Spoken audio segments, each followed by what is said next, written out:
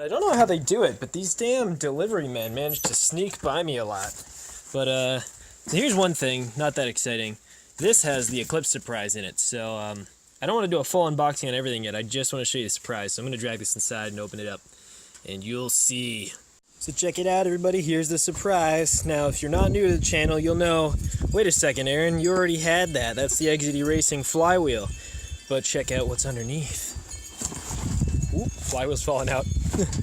An Exedy Racing clutch. And you probably heard me say a bunch of times I was going to get an OEM replacement clutch, and that was the plan.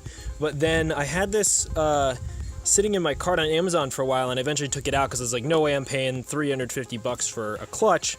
And then it came up for $108. And so Amazon does this weird thing where if they only have like a few of something left in stock, their algorithm just slowly knocks the price down until somebody buys it. So this one was sitting for a while and went down to $108. If you look right now on Amazon, it's $308. So I saved $100 on this one, and when I bought the flywheel, it was $225. And if you look right now, it's $340, which is actually low for what it usually is, but still saved $215 on that. So grand total, I saved $315, and I only spent a total of, let me think here real quick, $323.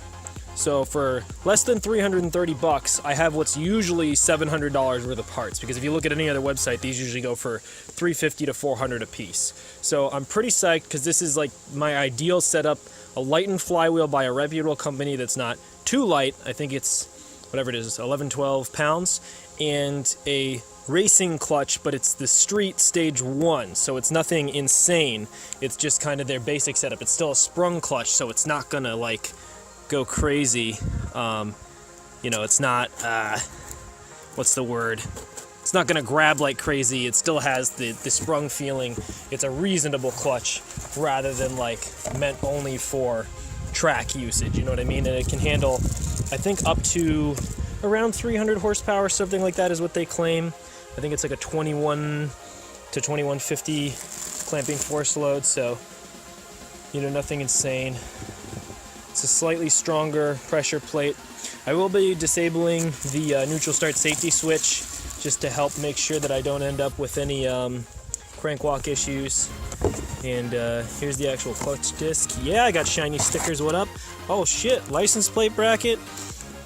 I don't know if I really want to open this right now, but might as well, right? Might as well, right? Okay, I'm gonna set this down for just 1 second. So yeah, there's the Exedy Racing Stage 1 clutch disc made in Japan. And you can see they actually have like, it looks like they're basically probably polyurethane springs in here, or like some kind of really hard rubber instead of traditional springs, and then a double spring design. So it is heavily sprung, but it's still a sprung clutch.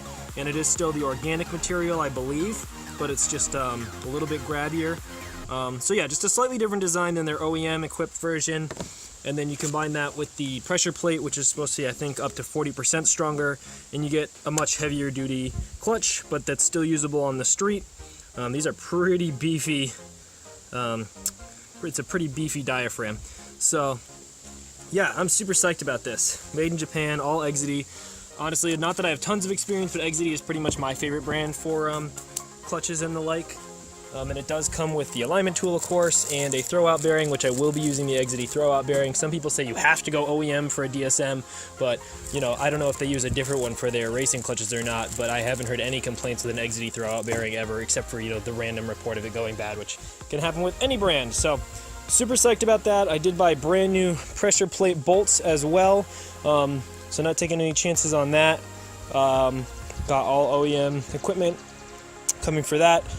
I'm confident about installing it all, and the only thing I'm not confident about, of course, is the car itself because of all the shoddy work on it before, but hopefully with the new starter plate, and I'm going to ensure the starter is right in the gear and everything, and hopefully it'll all go together perfectly and won't screw up my brand new racing flywheel. So yeah, I'm pretty psyched about that. And I mean, I don't know about you guys, but these are the nicest car parts I've ever bought, like by far.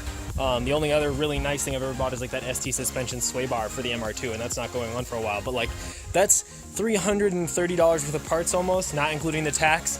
And that car, my daily driver, was $350, and that was, let me think here, almost 8 years ago. So like 7.5 years I've had that car. I paid $350 for it. So dropping $330 on car parts for me is kind of a big deal. It won't be in a few years, maybe when I'm making a lot more money, but right now it is, and I'm super psyched about it because this is the most legit setup I've ever had, you know what I mean? So hopefully you guys are psyched about it too.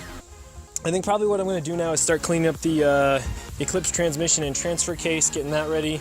You know, it's one of those things where I've got so many different things to do, I'm not sure what to start with, so I'm just going to start with something simple.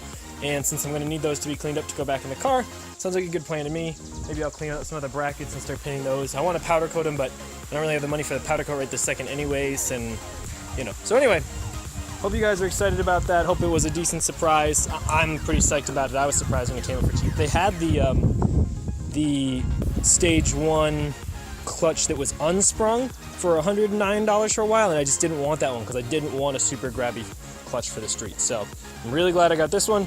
Hope you guys are looking forward to seeing it installed. Thanks a lot. By the way, I'm probably just going to release this as its own little video since it's almost 5 minutes, I guess. But if you didn't watch my video from earlier today, please go check it out. I'm doing a live stream tonight at 10 p.m. Eastern, 7 p.m. Pacific with Rev Match and Gearheads and Fully Spooled, and it's just car Q&A. So if you have any car questions, leave them in the comments below, or go to their channels, leave them there, or go on Instagram and leave them on our Instagrams. It can pretty much be anything car related, so please go ask those questions. I'm just going to do one of those quick double checks. So if you watched all the way to the end of this video, why don't you comment nice 2.5 RS wheels down below?